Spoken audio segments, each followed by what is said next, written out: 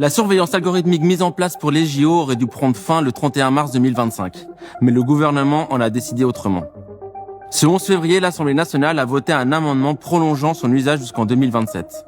Et même si elle n'est pas encore confirmée, parce qu'elle doit passer par d'autres étapes législatives, on risque un danger. Un exemple concret, l'IA Act, une loi européenne censée nous protéger des abus de l'intelligence artificielle, a été démantelée par la France avant même d'entrer en vigueur. Présentée comme un bouclier, elle pourrait bien devenir une arme de contrôle.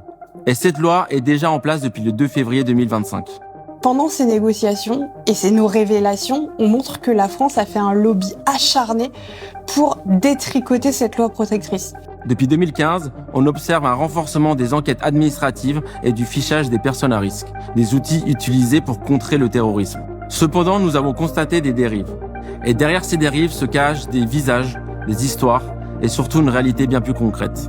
Une surveillance généralisée et des dispositifs sécuritaires déployés à grande échelle. Si vous bougez le petit doigt, on vous chope et on vous met effectivement en cellule, que vous ayez fait quelque chose ou non.